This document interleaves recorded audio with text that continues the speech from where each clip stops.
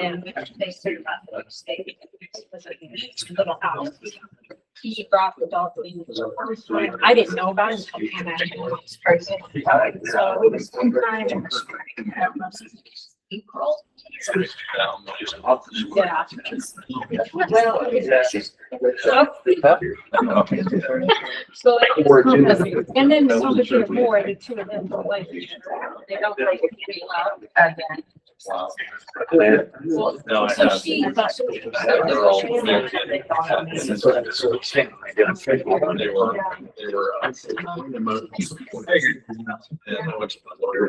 Actually, her office.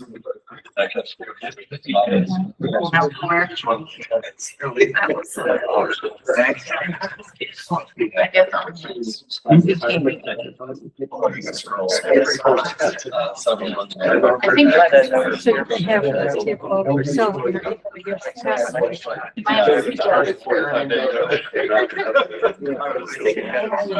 Oh, yeah. I'm not saying I'm happy. I don't think so.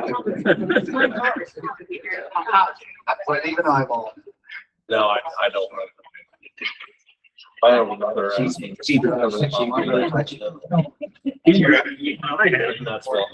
Well, it goes back. He's gonna give you the Chevelle. No, it's gonna be bad. He still likes shifting gears. I'm getting past that. What do you have? What's your old one?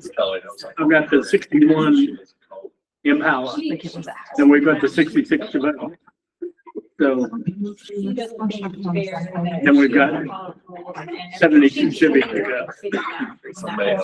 Yeah, actually, I only see that. I never see those. Yeah. Well, Ryan's got his trim. 72 Chevy. I mean, there's all the employees. And he's got it. Then it's No, that 72. should not be that. It's not gonna last. And then there's the 72 convertible. It's all apart in the garage. And then there's a 66 Chevelle drag car. No, but it's just stored away because, Me too, actually. you know, they can only drag race so much. Can't afford that.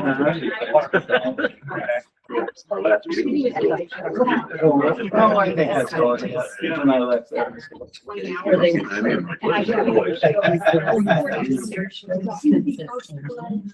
Yeah, I had it out.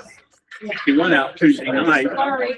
We went out to Harry French's and we reset the headlights. And so then I went out to the Drakesville turnoff, turned around and came back and had a guy follow me all the way home. So Back in the 60s, maybe early 70s, it was just louder. All these cars were, all cars were loud. Oh, no. Okay. No, They're not louder. They made them louder. I mean, if that car was brand new, it didn't come off the factory. no, it's been quiet. Okay. Yeah, we put different. Just like today, if you run on a brand new Yep, it'd be quiet. Cobra Mustang, Yep. you can make it louder. Yeah, you put the cat back exhaust on it. Okay. Yeah. And our taxes go up. Okay, thank you. Let's have a meeting. Thank you. Welcome, everybody, for coming tonight. First thing on the agenda is the pledge of allegiance. I pledge allegiance to the flag of the United States of America and to the republic for which it stands, one nation, under God, indivisible, with liberty and justice for all. Approve agenda. Motion to approve. Time out. Sorry. Are we skipping? yeah, we're gonna cancel, D and E approved road closures. We already did that. Oh, In a previous even better. I didn't realize it. We just need to amend your, motion. Motion to approve the agenda as amended. Second. Jennifer, Yes. Josh, Yes. Jake, Yes.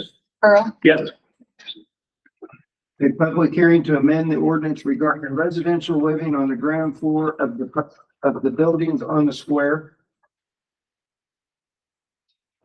Motion to open public hearing and then the ordinance regarding residential living. Ground floor, there was a square. Second. Josh, Yes. Jake, Yes. Jennifer, Yes. Earl, yes, Okay.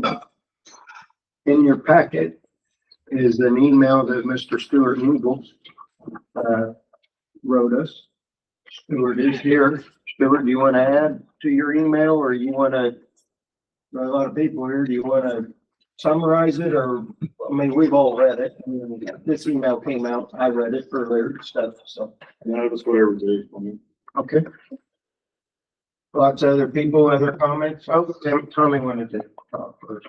Okay, so I was just going to discuss why it was on the agenda in the first place and then how we got to the way to where we are today. And then in addition, we did have people call City Hall today with their opinions and suggestions and wanting clarification. So for those public comments, I'll read those after I'm done. But the reason why we were discussing it in the first place was after talking with the Main Street director and what the purpose of Main Street is and what their expectations are, and then the different certifications that they go through with like Main Street, Iowa. One of their main focuses is to make sure that the storefronts of the businesses around the square are filled. That's the goal, is that every building gets filled with some sort of business. And in our ordinance, currently, it does state that you can have residential in the back half of the first floor, as long as it didn't exceed 51% of the square footage. And so as they took some tours around and went through some businesses, I think there was some question as to whether or not some people were utilizing the building in a manner of which it appeared to be more residential, because obviously they would like retail or restaurants or something like that. So they contacted me and asked that we look at the agenda and how would we enforce, or how are we going to enforce the ordinance that stated currently that you can't live in the front half? Who is going to be that person, whether it be the code enforcement officer or HPC or Main Street, since it's in their district, etc. But how would we keep the commercial storefronts from becoming residential in the part that faces the courtyard? So that's why we started the conversation. In your packets, you should have a sample of a suggestion of a ordinance, which was in the packet and online. And we have a couple questions in regards to this, and we have a couple concerns. So we had 2 people call City Hall that are in opposition of it. And most of the reasoning, like you said in the email that I sent out, is that it would prohibit the building owners from potentially making money off of renting out a portion of their building. So with the cost of taxes and insurance and how much it costs for a business and a business owner, the building owner for the building itself, they feel like that takes revenues away from them. So there was one concern. Another concern is just that maybe some of the buildings in here, it says like any and all, and some of the concerns were that while some buildings are shorter and smaller, it doesn't really make sense if you, like for example, Clover and Bloom is a smaller retail space. If you cut that in half, then there's not going to be enough room for the retail space, nor is there going to be enough room for an apartment probably either. But then there was a couple examples like Stewart's, Nebel's buildings. He has, that laundromat where they cut off that back half, tore it down. If they were to build something back there, it could potentially be big enough even for an efficiency apartment, as long as they had a rear access. So some of the concern was, is there any exceptions to the rule if you guys decide to change it? And or like the length of the building, is it going to have any jurisdiction behind it as well? So in the new ordinance that was proposed, a couple things that I have written down of questions of people had called about was the last section or last sentence in section A says any residential use in the Bloomfield Courthouse Square Commercial District shall have a separate exterior entrance to the residential portion not located on the street facing the square. So the question is that word any, which we talked about, maybe tweaking that. Does that mean all floors or does that just mean the first floor?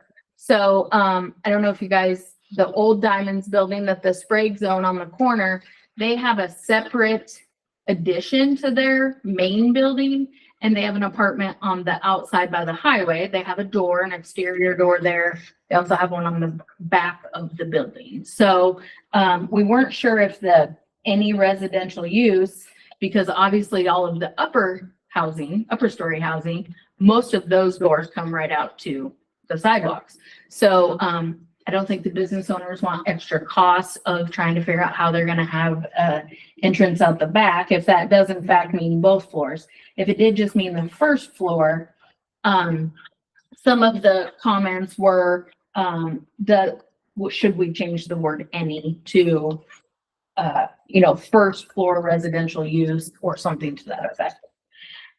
The other thing that was brought to my attention was, some of the business people that are actually the business owner, maybe they rent from the building owner. Would there be an exception where there would be a permanent wall behind their business and what that apartment, let's say, would be in the back if you had an apartment, so that those people didn't have access to, their inventory should something happen? Obviously they agree to not put up some sort of partition or, a sheet or something to just block it off so you can't see it. But one of the suggestions was, if their building was big enough and they had the capability of having an apartment on the first floor in that back half, they would provide an additional entrance to that, which would be out the back instead of having to go through the front. Because some of the business owners had called in and said, well, if my building owner has an apartment, are those people going to come through my business at all hours of the night? Like, would they have access to my stuff? So they would request, should that happen, which I think a lot of them already have an actual permanent wall. But that was one concern that they had.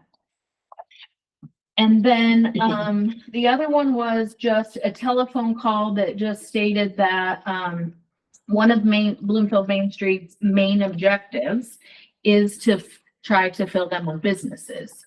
And so if that is the goal, that is the reason why it's being brought up, is if we continue to keep the residential portion in the back half of the first floor, can they gain council's commitment that should someone be appearing to live in the front half instead of residential or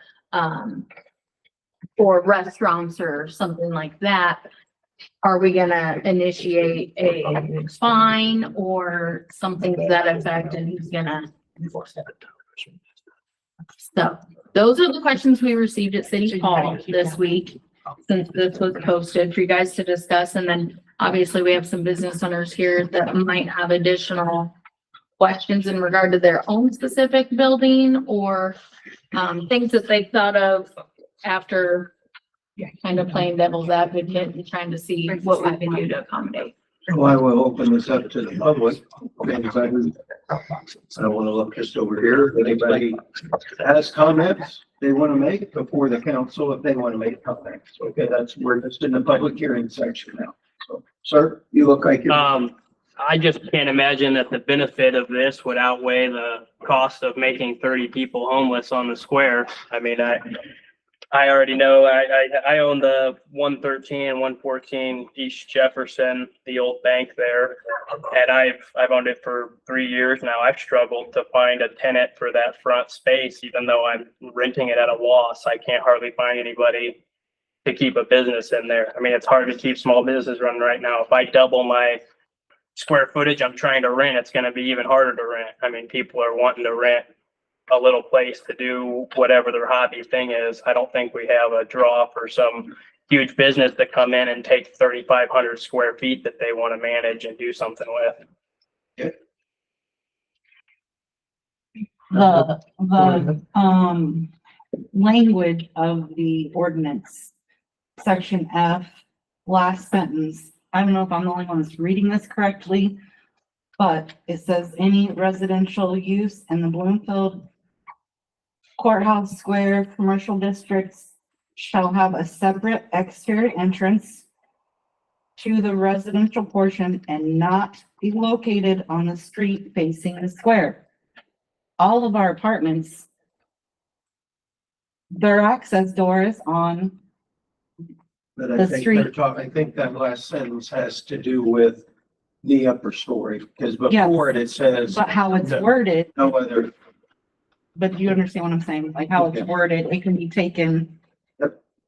That language is in the current ordinance. That is, I have not changed. I pointed that one out when we drafted that. Right. That's an awkward one, but you have to figure out what you want me to do about it. So what you're saying is that like I own the venue building and there is an apartment door that goes up the most, north side of that. There's a stairway goes up there. And you don't have to go into the business downstairs to get into the apartment upstairs. But my building goes the entire depth of that, block. And if they were to have an exterior, or rear entrance to it, they would have to climb over the entire, they'd have to walk the entire length of the roof to get to the apartment. So it's not practical that my building would have a rear entrance. I mean, and I don't understand why we can't use. I mean, I may be over speaking here, but if you have a second floor apartment, Uh-huh. we're not looking to change. Okay, 'cause we have that, we Okay, got. we're that not impression looking from to it. say, get rid of your entrance on the front of the square. This, I mean, council, This is Let me just for go- ground floor. this is ground Okay, floor ground floor. only. So if you have apartments upstairs and there's an entrance on the square, Uh-huh. we're not doing away with that. We're Okay, not okay. going to make any owners change that. I I mean, think, I think the majority Yeah. of the apartments all have a door on the square. That's why it didn't make any sense to us. yeah, so I think this is, just so we can concentrate, I think this is mainly Ground the floor. ground floor retail spots that over time has started to dwarf into allowing people to live in a portion of those. No, And that's. nobody here is saying that the ground floor has somebody occupying the whole retail. We're not saying that. I'm not saying that. I don't think anybody's saying that. We're just talking about the ground floor level and possibly doing away with any living on the ground floor level. Okay. So Chris, what about the people that do live there though? But there's a guy that's lived there for 15 years. I mean, are they gonna kick him out? Yeah, I mean, who's gonna go remove my tenants that have been living there for 15 years? Well, that's a question that we have to discuss here. I don't know whether or not a possibility might be that tenant is grandfathered Does in. that ground floor, or you talk about the north end of your building that has the Yes, entrance sir. on the east side? Yes, sir. See, that has a separate entrance. It's not on the front. We're not wanting to I change mean, it's still that. the ground floor We're not though, of the changing- building. I don't know how that, We're not wanting to change that. But if you were going in the front door, that would have been a retail area. isn't that how the current ordinance is already stated though? I mean, the current ordinance, it sounds like that's what everybody's already describing is what the change is gonna be. But we've But I'm got a reading couple of this. situations where someone's living,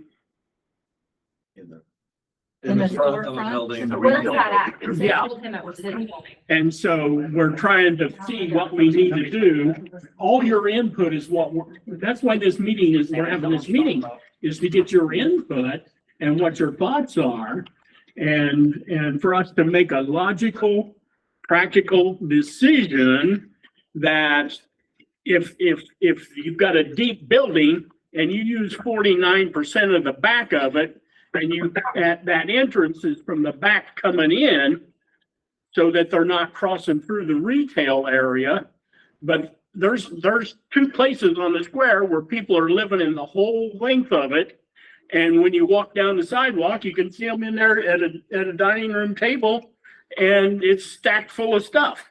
So, Does that make sense? It sounds like what you wanna do is figure out Yes. how to enforce the current ordinance then. I mean, I've read the ordinance that you guys had listed on the agenda, and I mean, that would force me to evict the guy I've got in the back of my building. If he's in But the that's- back, why would you have to evict him? Because the ordinance that you guys have listed here says that no one can live on the Oh, first our new- floor. Yes, the new Yeah. proposed one Yeah, says you that. mentioned the old ordinance. Right, the old Same ordinance. sentence says you did. Yeah, I was evict him. gonna say the old, that's what I said. It sounds like you guys are talking about the old ordinance and how you need to figure out how to enforce it. But the new, That's what we're here to Okay. figure out. I would say, I mean, if we Which push that way to new go. ordinance through that, I mean, it makes all kinds of. According to problems. fire code, do you have to have a front and back access to those buildings? Do you have to, For the second floor.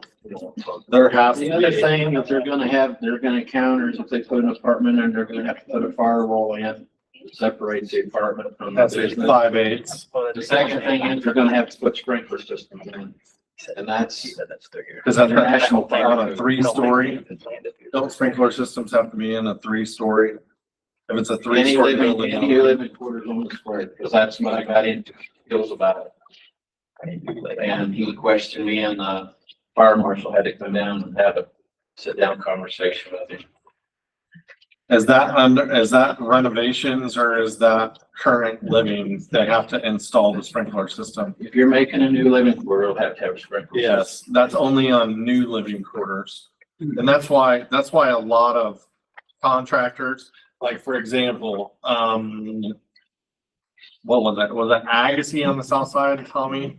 Okay, so no contractors are touching that because if they did, then they would have to install a sprinkler system, Yeah, which is it's right. ungodly expensive. Right. So, and it's the water main, everything going to it, but that's only under new residential. Like, for example, if a building wants to add on and put an apartment in, then they have to install a sprinkler system. And that's an astronomical cost. It's a crazy amount of money. So that's only as new construction. Josh, Tomo's going through the same problem right now. They've got people living downstairs and they're reviewing their ordinance too. Yeah, but it's in the back half. So, but like, when somebody is cutting through the business, yeah, like the dining room, that's ridiculous.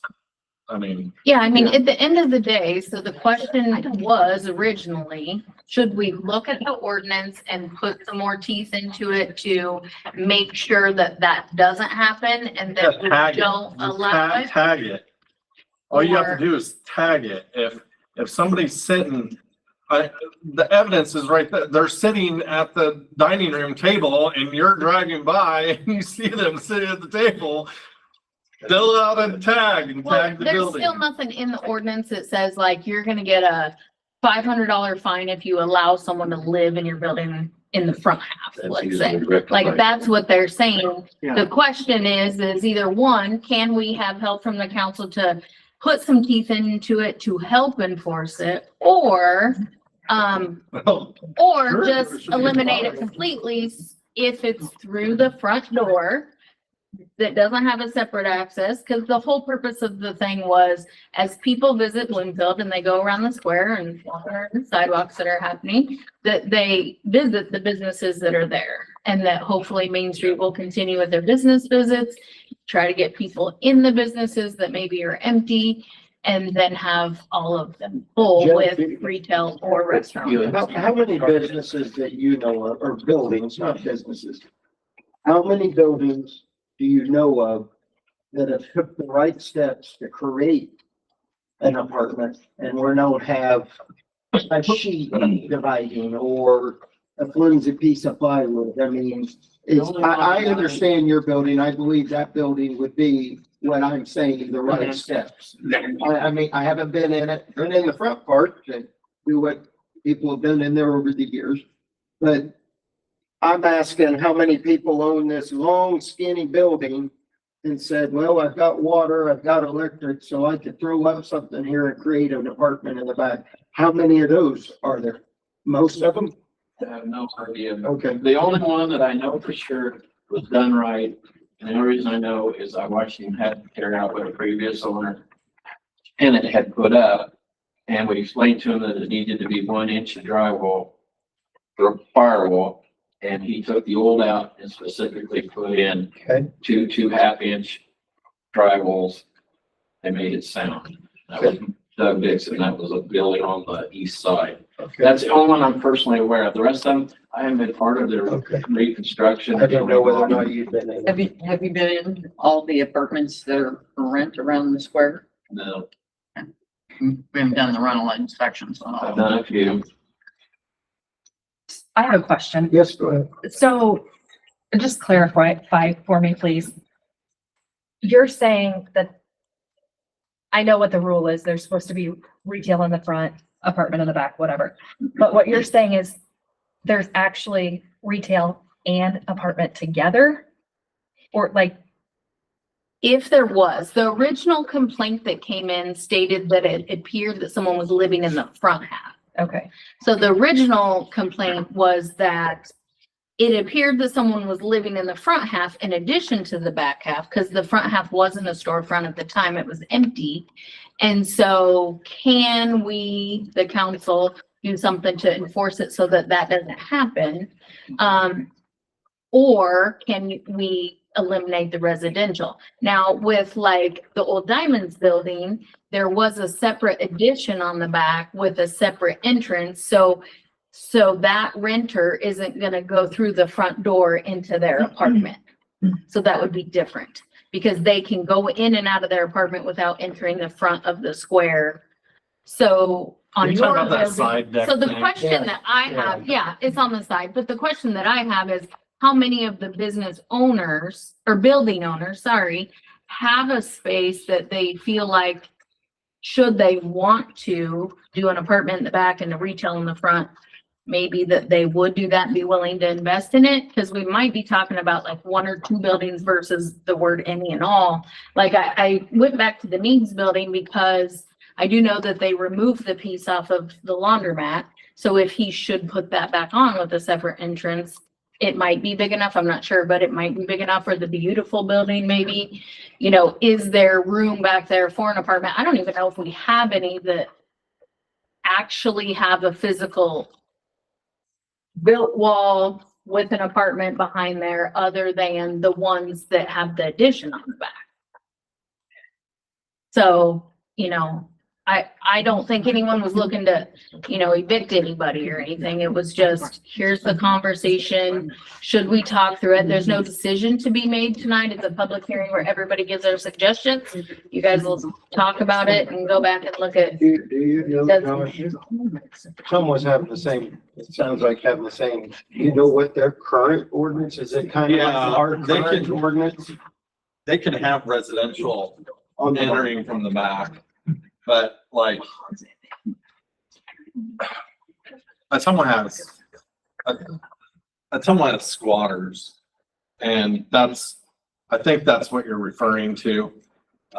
There's a couple buildings that's absolutely full of squatters and they're just living all over the buildings, but they're dilapidated buildings. yeah, I don't think we have that. So, but that's not the issue that we're having. I don't have an issue with apartments being in the back. But if there's living quarters in the front on the main floor, that's a major problem. That's bad. And that's the situation. And there should be, as far as I'm concerned, there should be a pretty thick fine that would go along with that. But I mean, separating the front half and the back half, you got that, it's 2 5/8 sheets of drywall as a firewall. But like, good luck on people that's put up drywall in the past. I mean, how are you gonna prove that it's 5/8 drywall? Are you gonna knock a hole in it and measure it? You know, and who's gonna pay for the repair of that? So, I mean. Well, like I said, and I don't even know that any of the buildings have an apartment on the first floor. It was just the complaint that came into City Hall and asked the council look at it and address it. Now, if you keep the existing one, which, if you keep the existing one, they might, maybe, you know, maybe it's, what is the fine what is the fine for the building owner? Because the building owner is the one that's gonna get the fine. If someone goes past that 51% number. It should be a municipal infraction, so the penalty can be. Right. Up to 750, yeah. But how many buildings do you go beyond that? Like. I don't know, I haven't- Very small storefront, and a large apartment in the back. I haven't personally looked at, yeah, that's Jeff, but That's what I'm curious, because I don't know. I have a question on that though. It's like Josh said, trying to rent out to people has been an issue. Property values, my apartments are bigger than my house. If I wanted to turn my building into an apartment, I'm not saying I'm able to, but there's way more than enough retail space in the front that 51% would still, I mean, I could still, that's gonna limit me. I just hate, You would have to, It has to be. you would have to, yeah. Retail, that's because that's ordinance. That's the ordinance, and that's Which what's may going not to stay. exceed 50% of the square footage of the first floor of the building. So no matter what, it's gonna be that. yeah, that's what's in effect now. Correct. Okay. I mean, the idea here, looking according to the original complaint, is we're trying to fill the commercial parts with businesses. Right. What business is going to, in their right mind, open a business in a place where there's an apartment in the back where they enter through their business? And yeah. I mean, it seems like an issue with business. the owner and the business. I mean, Yeah. I can't imagine anyone would rent a place that's like that, but that would, No, I mean, is there a scenario like that in that's town? what- It seems really strange. That's where you get the nitty gritty here, where there has to be a rear entrance somewhere on that first Yeah, floor. I can't imagine that scenario exists, because who would pay money for a rental that some random person's walking in and out of with? That's what I mean. That would, Unless they're that, renting the apartment. in the allowing that to storefront. happen is gonna harm, the financial aspect of our commercial district for the sake of people renting in the back. That's not what we're here for. We're here to try to enhance and build the commercial. It could be the owner living on the main floor and just utilizing the entire space. That would be Right. more likely. And that's where we need to get into this, allow, Which is fine if the like front Josh said, I have no commercial. problem Yeah, right.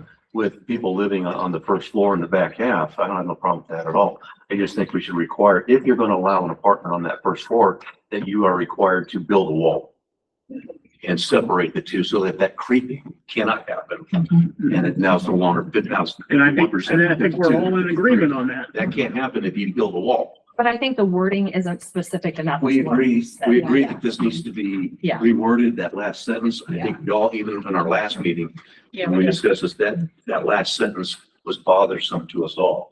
We agree that needs to be redone. I have a question though. If you're talking about a building that you're gonna have retail in the front and you're gonna have an apartment in the back, potentially have an apartment in the back, what about the fire escape? What if the people in the retail business in front, they have a fire in the front and they've got to go out the back for safety, and you've got a solid wall there, they have No. no. escape to it. They're like, part of a firewall is a steel door. It's a non-window door.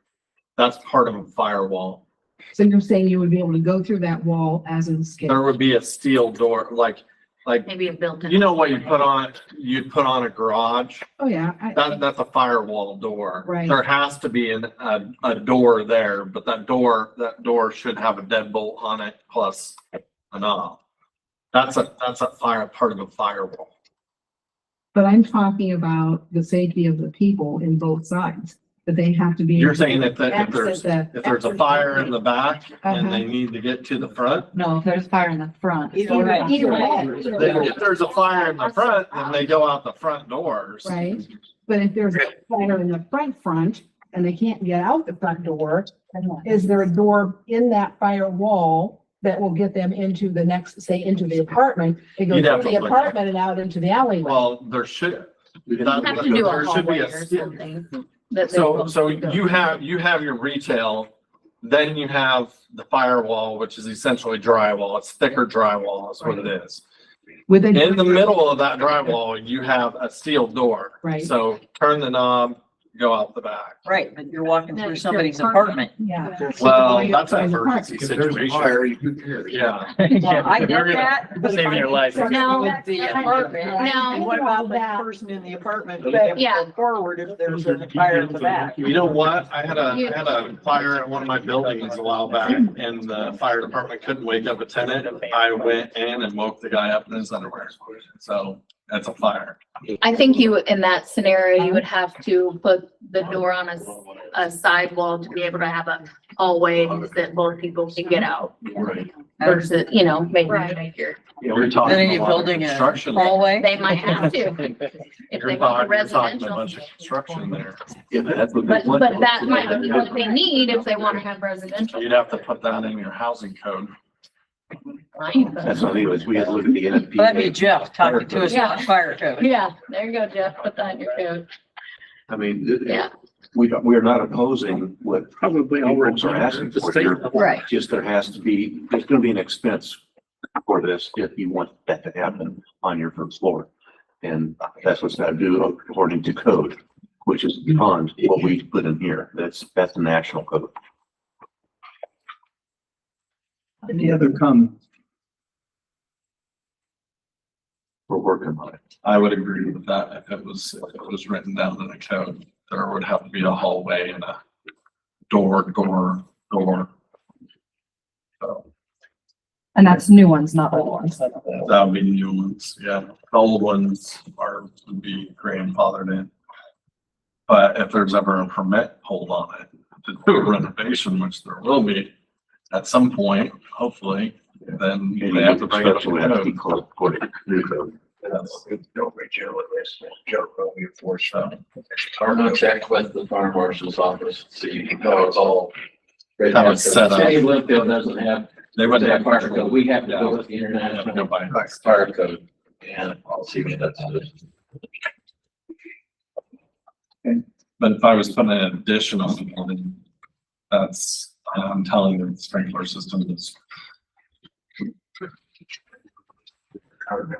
It's not the system, it's the main, you have to do it. We appreciate your concern. We want to work with you, not against you on this. Not looking at putting people out on the street. No, So does this no provide decision clarity? is made tonight, so Okay.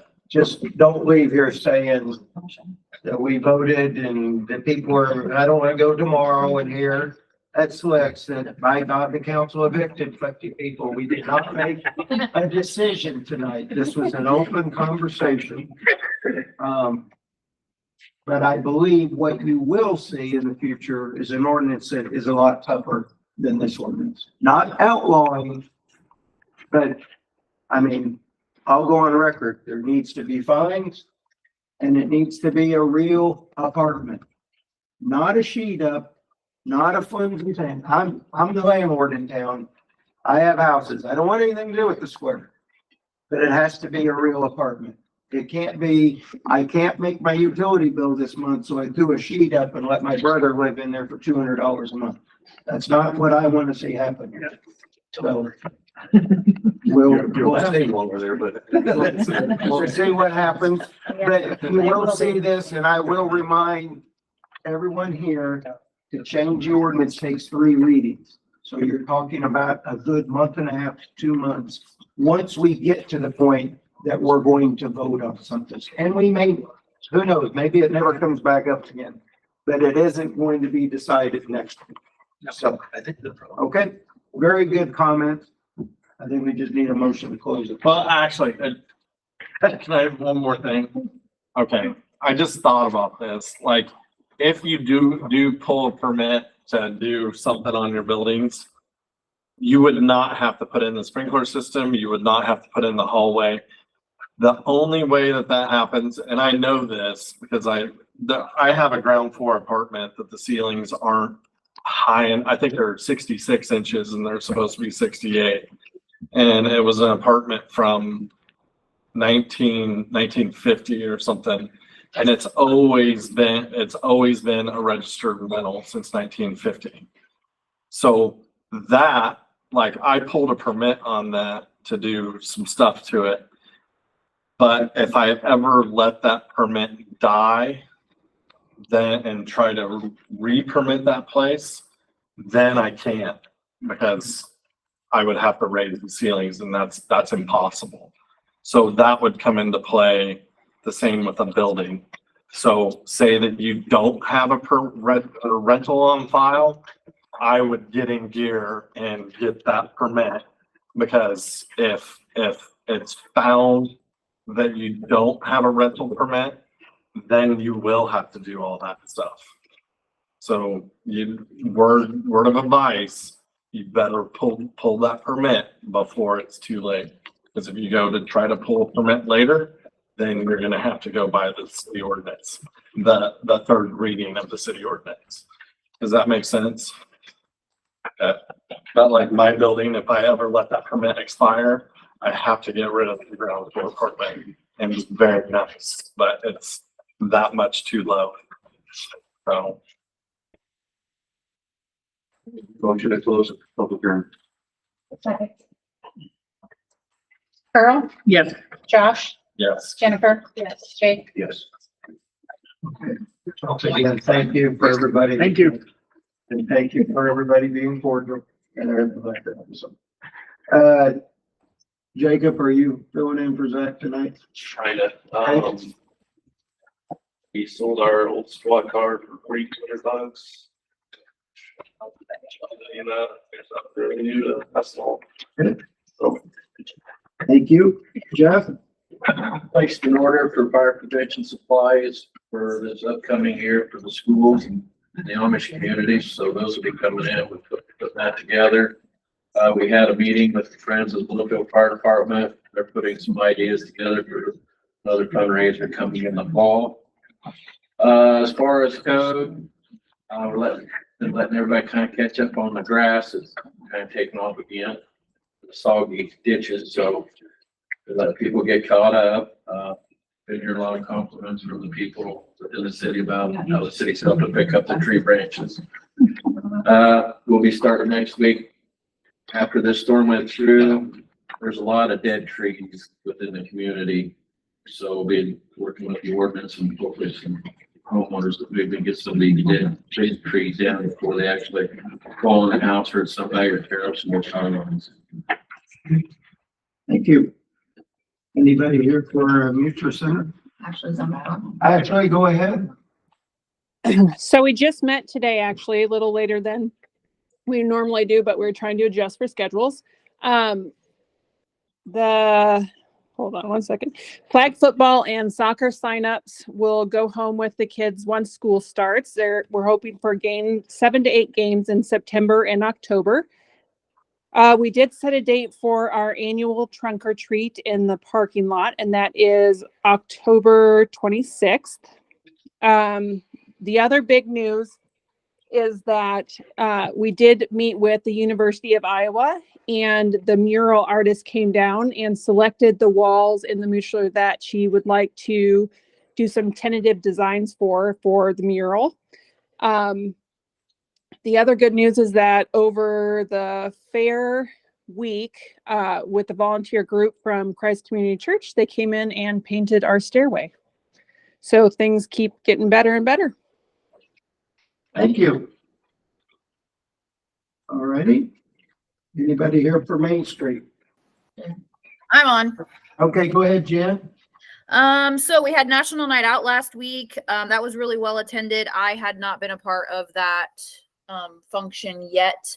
Talked to one of the food trucks today. She actually came on the Community Connections program and said that she was pleasantly surprised with the turnout that they had. They had to bring some extra people up to work. So that was really good. I think our outdoor movie, the Paw Patrol movie, was our highest attended movie so far.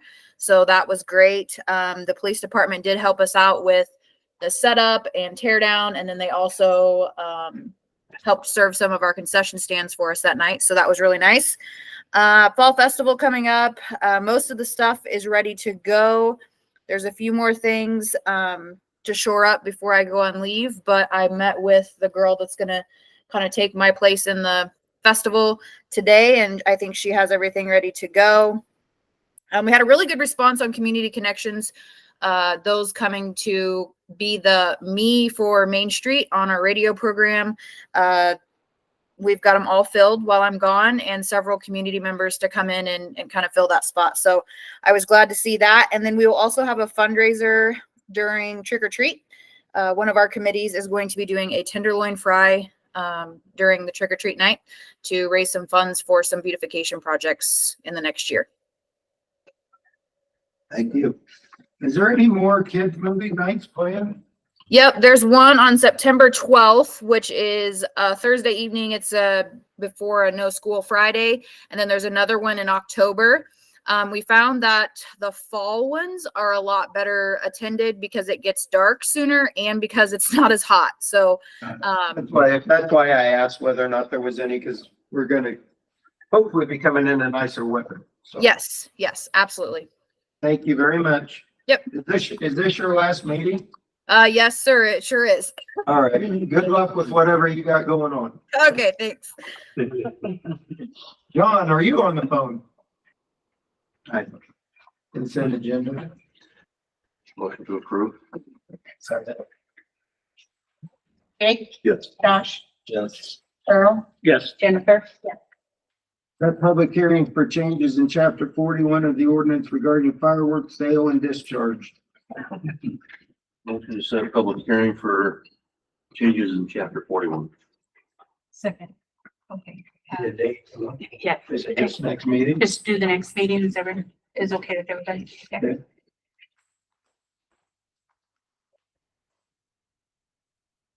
Okay, Jake, Yes. Earl, Yes. Josh, Yes. Jennifer. Yes. Development agreement with Metal Wholesale.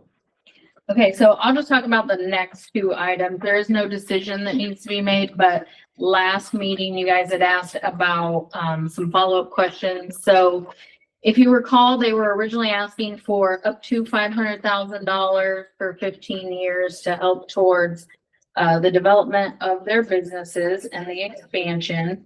I did meet with Allers and Cooney and we looked through the urban renewal portion and the TIF and what amount. So we, first of all, are unable to give 500,000 to both of them because then it exceeds our limit for the urban renewal amendment that I did a few years back. So they add up all of the development agreements that we have that are existing, plus what we would be giving away. And since it's over our limit, we're not able to give them that.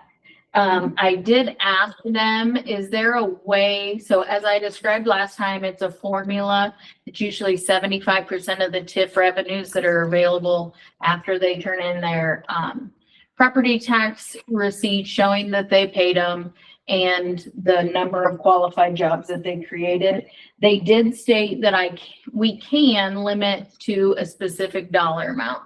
So for example, if you gave them 10,000 a year for 10 years, we would still have the loophole put in there that they still need to meet the minimum number of jobs, full-time jobs, and it would not, that 75% would not exceed X amount of dollars. So, for example, if you do up to 10,000 for 10 years at 100,000 total, if for some reason the TIF revenues weren't available, we wouldn't be held to still paying them out $10,000.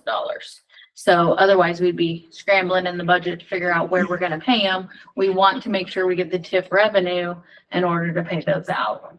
So I looked back through the development agreements that we've done in the past. The highest we gave was 130,000 in the past.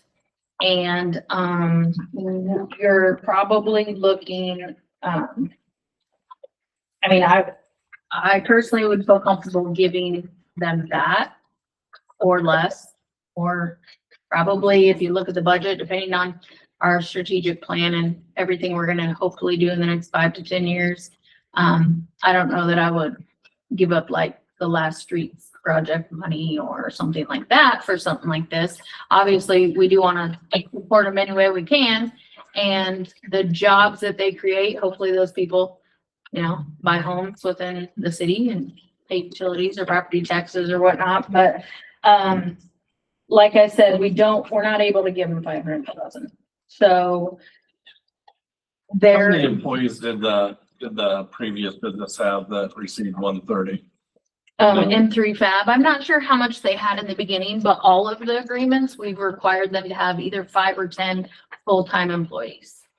Additional, like each time, or? When we enter, from the time that we enter the agreement, to the time that they're being paid by us or reimbursed by us, we ask that they have whatever number, because what will happen is we'll type up an agreement, well, we won't, but the attorney will, to say, here's what we're willing to give you.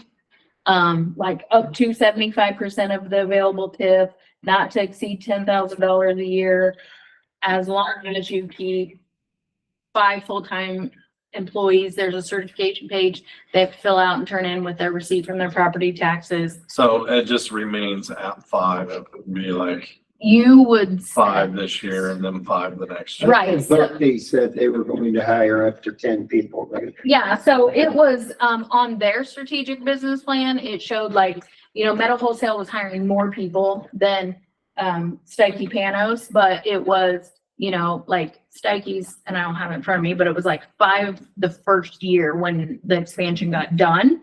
So he would satisfy that. Metal Wholesale was like 5 the first year, an additional 5 the second year, like each year as it went on. How do they prove that they've hired those 5? And is there a date that they have? Is that a full year by like January 1st? Well, typically we put it in the agreement that we would sign and you guys would approve the mayor to sign, and then the business owner has to also sign it stating that they agreed to do that and to certify that, or else they won't get paid. So we did have people in the past that said, yes, I'll employ 5 full-time people. They lost an employee and didn't replace it due to budget cuts. So then we didn't finish paying them out because they didn't have 5 full-time employees. So that's something you would have to put in the agreement.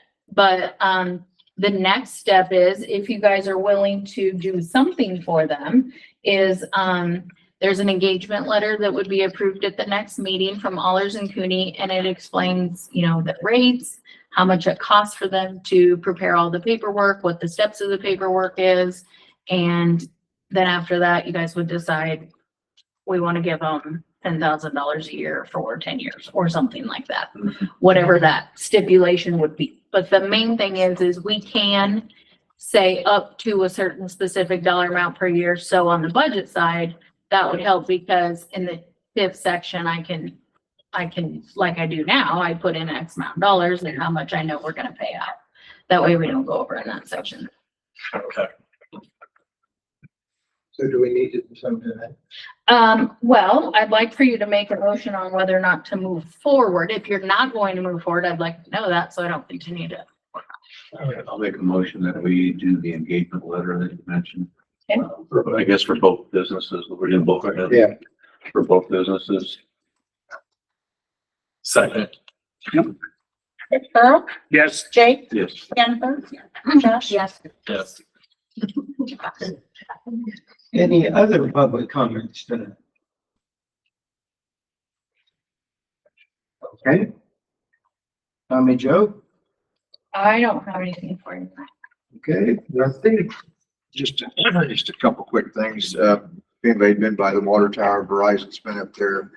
We're gonna put on new tower, new antennas up there. So hopefully next week they'll finish that up, and that's supposed to bring 5G to our area. So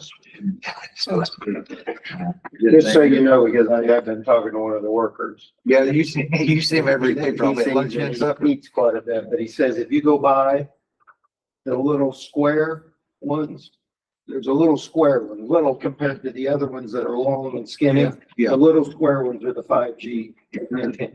Yeah, I know there's one, because he was like, oh, you're gonna get great reception, but one's facing right at you. I was like, okay, whatever. But then there's another one on the other side. There's probably one on each side of it, but if you wanted to know which one was a 5G, it's the square looking. I believe the old ones will come down now before. Yes, they will bring those other old ones down at some time. Right, so, yep, that was about it. We did get the traffic lights that were damaged in the storm. We got that one, obviously, that's just stop signs only right now, so they come yesterday and they didn't give us a date when they could come back and work on it. They basically told us everything we already knew, that the wires are cut and it's not working. We were pretty sure of that. Did we get the part? I thought we were waiting on part. Nope, they hadn't been here to look at it yet, to verify what it really was. Oh. So they verified that it did cut the wires. We're gonna have to pull wires all the way from the box to the light pole, but they didn't give us a cost and they didn't give us a time frame. So I had nothing.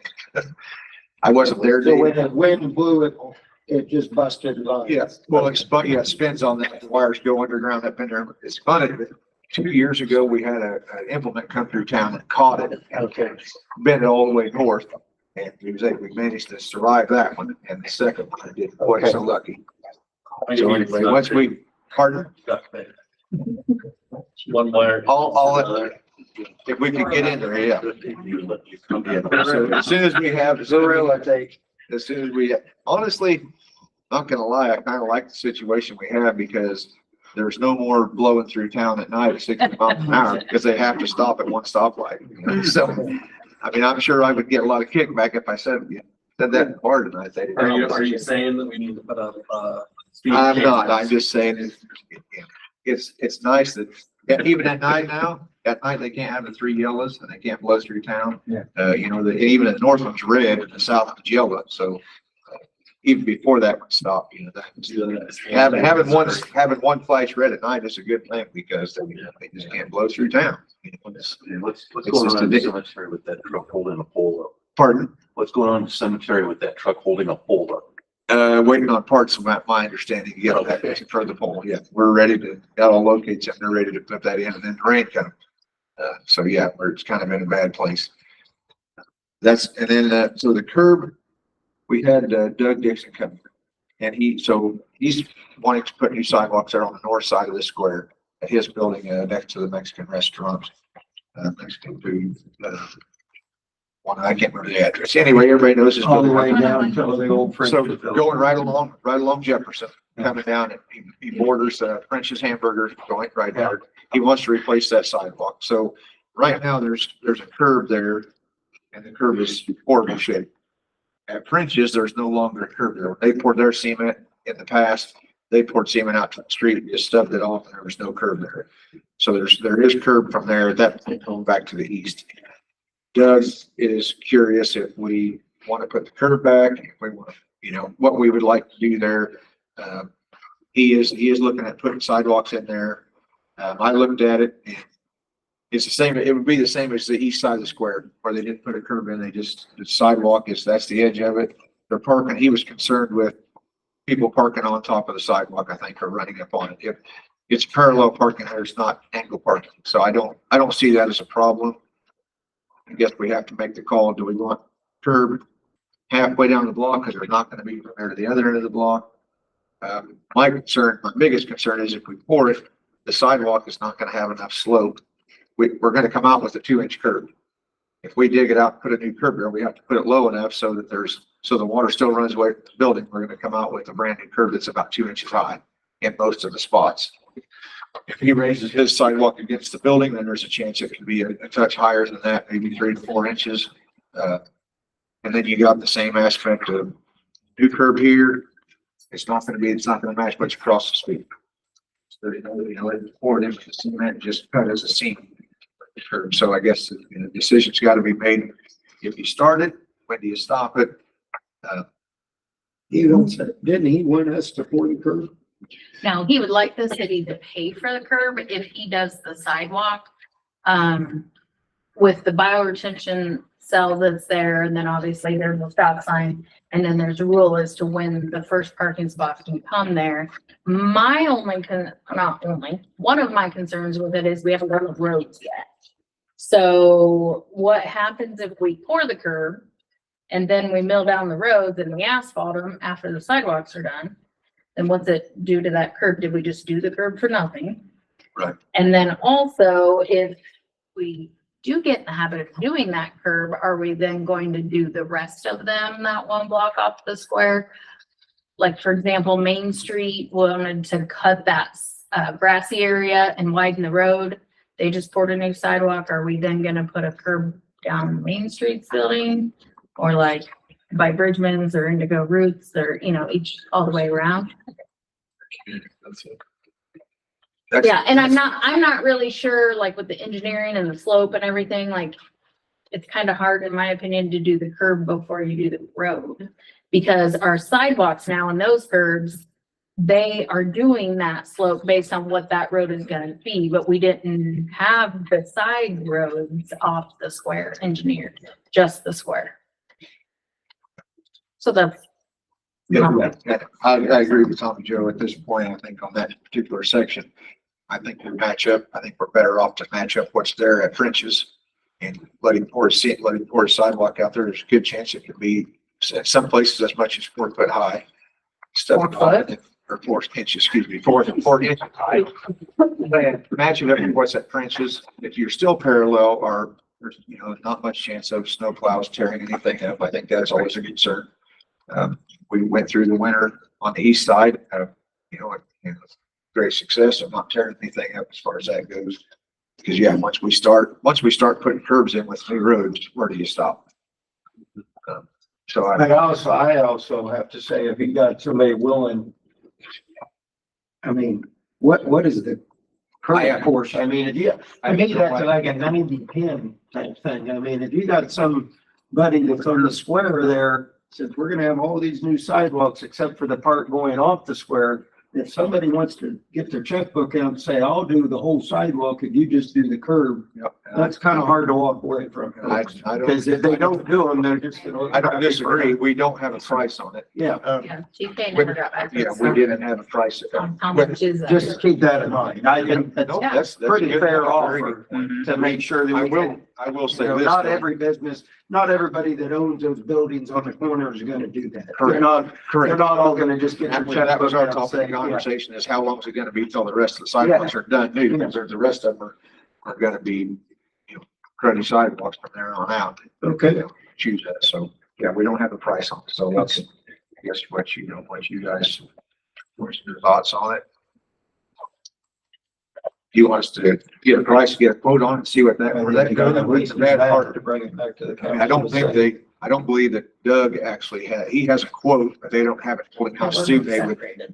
He don't know when they'll do it. The time frame. If they're gonna be done with the east side, there's a really good chance they can be done in 3 weeks max, probably possibly 2 weeks. And if that's the case, they may jump right onto his sidewalk. I don't know. They'll do it before they I go to think the you door. always gotta get TK to say what they think the correct portion is. We don't care about the other portion because Doug's, but. Well, this it's got a guy timeline. If they think they're gonna do it right after these sidewalks. It costs down to us 2 weeks to get $5,000 get or back it to costs you us guys. $20,000. Right. No, When they quoted us just curb only down at BP, if you remember that conversation we had on the highway portion, it was very high for just for curbing, but that was the highway project too. So I'll leave that. Is that it? That's it. Okay. Are you Tammy? Is Tammy got it? Tammy? Comment. Tommy, Tammy? Nothing? Okay. Council update? Okay. Mayor comments, I will let the council know, this last storm basically knocked out the pilot's lounge at the airport. The roof is done. Brian and I met today with Tony and the decision's been made that we're not gonna sink any more money into that building. So the electric's been cut to that building already. And I talked to Rusty today about getting the water guys out there to tap that off and get that out of there. And then we'll talk about it in our airport meetings, which Jake's on as well, but sounds like we're just gonna probably use the city guys to tear that down. And, I guess I didn't realize we got that building from the school or something like that. So down the road, just in case you were wondering if we had to have that building, I guess the rules say you have to have a bathroom and you have to have a telephone. And that's already in the hangar. There's already an office in the hangar that has it. So we're covered there by FFA rules or whatever the rules govern that. But more will come out of the airport committee over time on what they want to do to either just build a bathroom and a small area for a phone there, or just we're good with the way we have it in the hangar. So, if you have to drive out there in a few months and there's not a building, you know why there wasn't a building. So that's the only thing I have to know. Okay, before we adjourn, can we go back to public comment? Public comment? Yeah. Oh, I'm I thought sorry. I was on the agenda. I Oh, asked. okay. Go ahead, ma'am. Okay, I'm Pam Coles, and, I have to start off with this.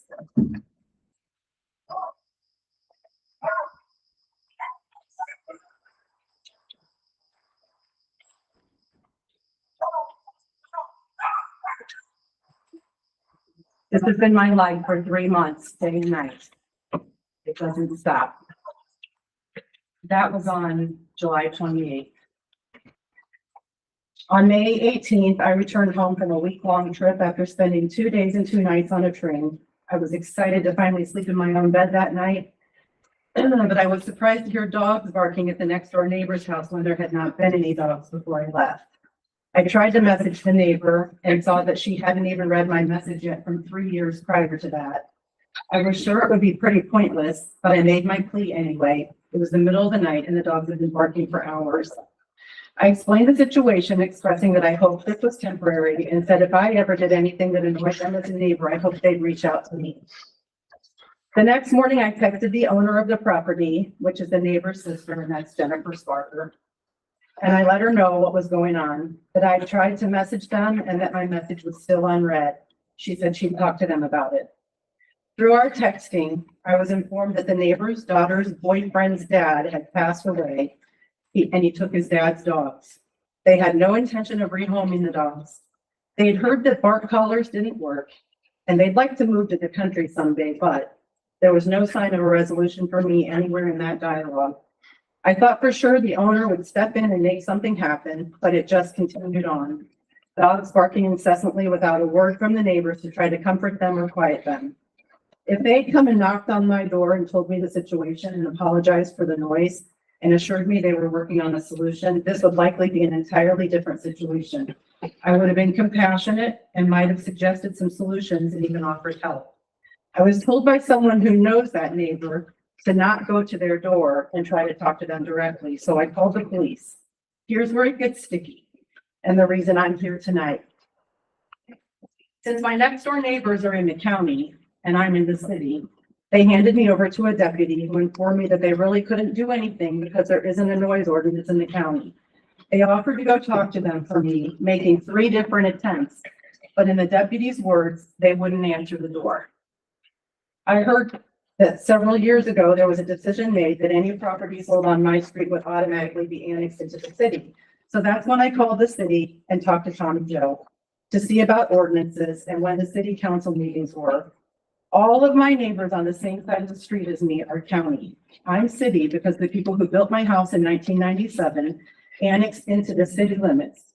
Interestingly, all of those same neighbors have all the perks of city utilities. They have Bloomfield water, gas, electricity, and even curbside trash pickup and a paved road, but they don't pay city taxes and they don't have to follow the same rules as Bloomfield residents, even though they're surrounded by people who are within the city limits. How is that right? Just a few days ago, it was after 10 p.m. and the dogs had started their nightly routine of barking. I couldn't take it any longer, so I called the police again, asking if they could please try again to talk to them. The dispatcher could hear the dogs through the phone and agreed it was bad. I waited in my driveway until 11:30 p.m. for an officer to stop. They never did. The next morning, I called to follow up and they said an officer drove by at 11:11 p.m., didn't hear any dogs, so they drove on. I spoke with the deputy and he said he'd attempt to talk to them again. A deputy and a police officer responded. They pounded on both doors, said they could hear footsteps inside, but no one answered. Half an hour later, I was out doing yard work and I saw the neighbor get in her car and leave. So I know she was there. Why won't they open their door for the police? That morning, as I worked my way around the yard, it was eerily quiet out there. I was sure they must have finally hauled the dogs away to rehome them because of the police showing up. As I was working on spraying weeds by the fence where the dogs usually were, there wasn't a sound. I felt such relief and said out loud, "Hallelujah," and was scared out of my wits by all the dogs losing their minds. Come to find out, the owner had loaned them a couple bark collars, so that must be why it had been so quiet. You might think this is the solution to the problem. It is an improvement for now, but there is still a beagle barking at all hours, and the others do join in many times. There's the other issue that bark collars take batteries and they will eventually die. How long will it take for them to notice and change them when it took 3 months just to get this far? What I'm proposing is that the city and the county come together on this issue because I know I'm not the first person who's brought this to the council. It's just different people, different day. what I'm proposing is that they come together on this issue and come up with a solution. It could be such that whenever a person lives within maybe a mile or a half a mile of city limits, or if they have the perks of city utilities, that they are required to obey the same ordinances that city residents do. Otherwise, those of us, and I know there are many, who have to tolerate this kind of noise have no recourse. Under such an ordinance, they could be issued a warning for the first complaint, and after the second and subsequent complaints, they'd be cited with a fine. Maybe they wouldn't bother to pay the fine, and in that case, it could go on their city utility bill. If they're renters who refuse to pay, it can be added to the property owner's bill or to their property taxes. This would motivate the owners to take action with their renters. I was talking to my daughter the other day, who lives in a very densely populated neighborhood in a nice community in Illinois. I said to her that I never noticed dogs barking in their neighborhood, and she said, no, absolutely not. It's because there's a dog ordinance. She went on to say that on top of that, she doesn't believe they're even allowed to just leave dogs outside all the time. They can only be let out to do their thing and be brought right back in.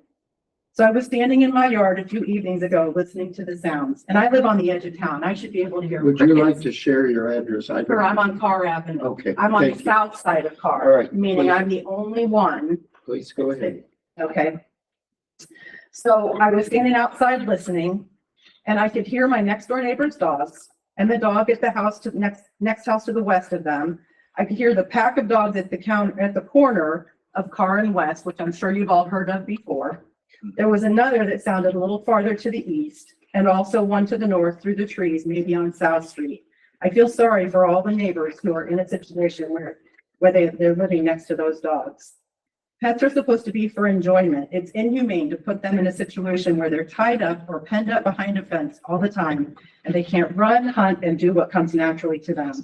It's my plan to also attend the county supervisors meeting and present this idea to them, because honestly, this has been an unbearable 3 months of constant noise. Thank you. Thank you. Any other public comments? It's not that we don't want to act or say anything, but the public comments, we can't take any action. So if you'd like to join our meeting the next time on the agenda, and maybe we can make some comments and things like that, and go from there. Do I have to initiate the discussion again then, or will you just take it upon yourselves? You have to be on the agenda. I wouldn't want to sit through your letter again. I think we all know your problem and everything, but you have to be on the agenda for the council to take any action on that, okay? Okay.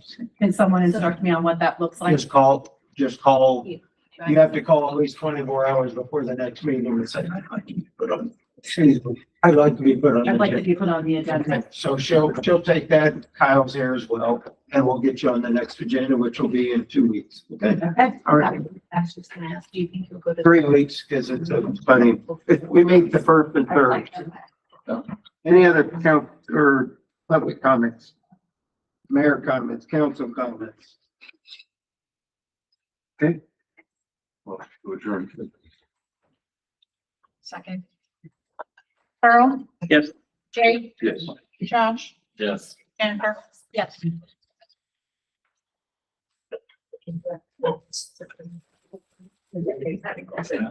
Yes.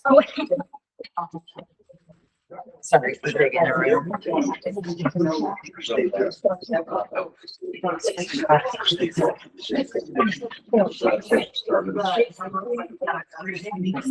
Just west side, not north. Yeah, that's where I'm at. I'm sorry, you're on the north. No, I'm on the west side. Yeah, they said today that they got past the rain did set them back. I just talked to them today. They got that very south section done. So tomorrow they'll pull sidewalk. Halfway. And sign the first one. I signed the middle one and the other one I signed and it has to be the fireworks. So it's not ready to sign yet. Really the middle one. Thank you.